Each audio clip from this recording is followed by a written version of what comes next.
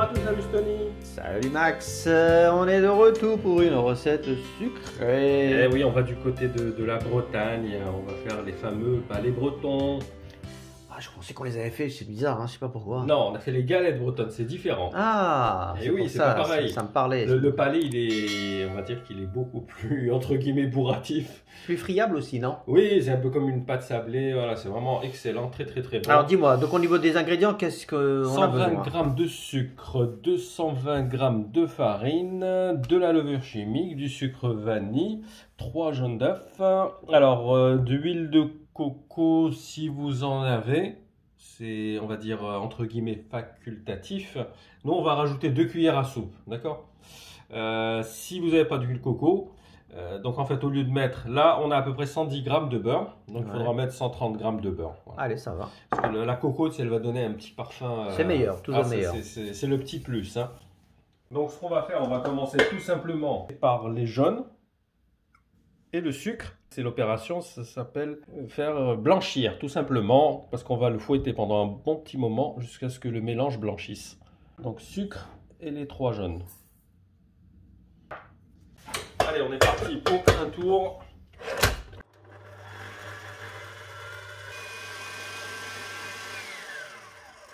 Alors, tu vois bien que le mélange a bien blanchi. On va rajouter le sucre vanille.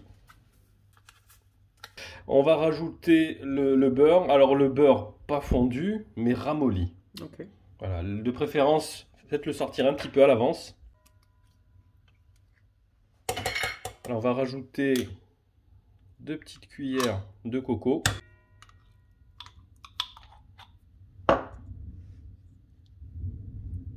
Et c'est parti pour un tour.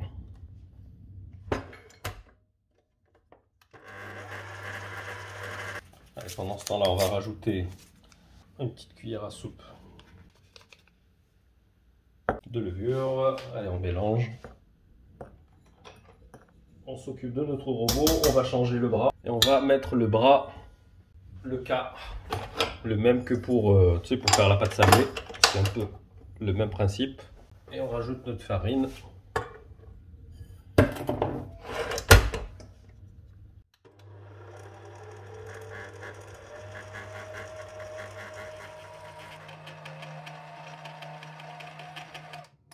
Voilà, tu vois, bien la consistance de pâte sablée.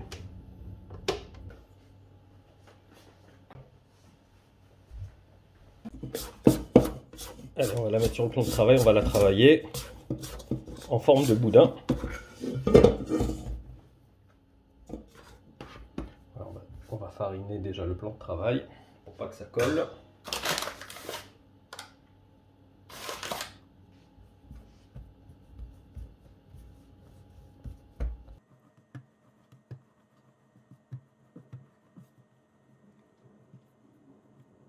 Voilà, ce qu'on va faire maintenant, on va la filmer pour la laisser au frais.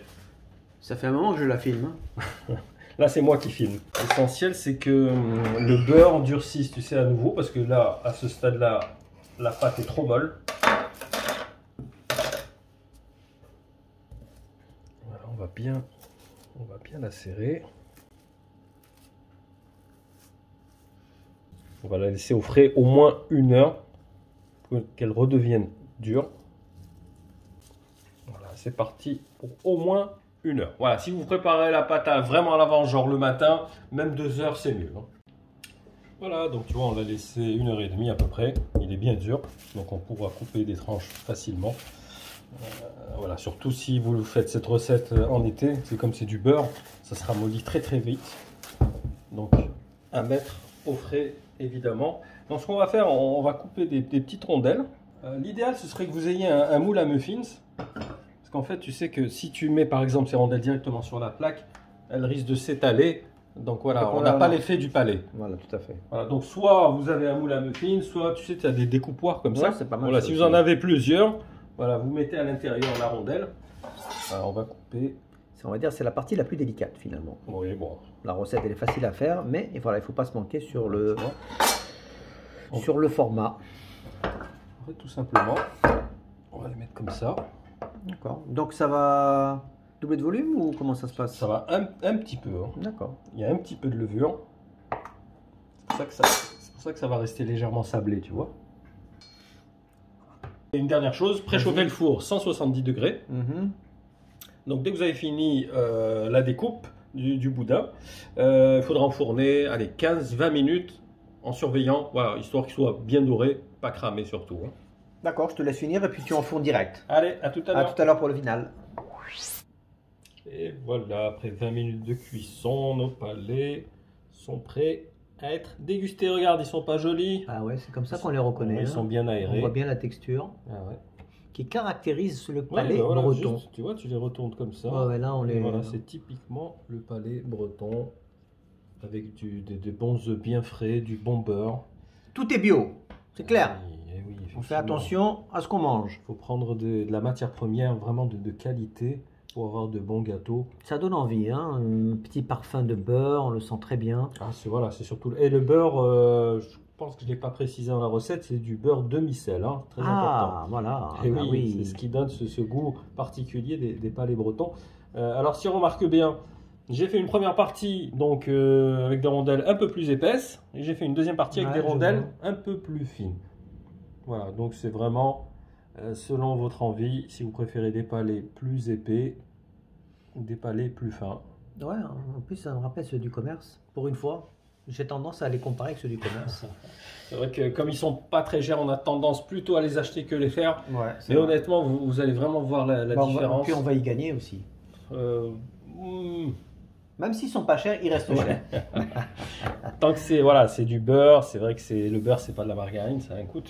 Mais voilà, vous passez un bon moment, vous allez déguster quelque chose de très très bon et vous n'allez pas le regretter. Non, parce que nous on va faire ce petit thé tout de suite.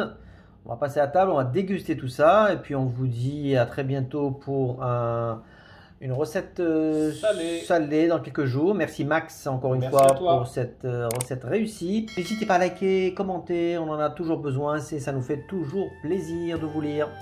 Allez sur ce, à plus, bonne journée. Bientôt. Ciao.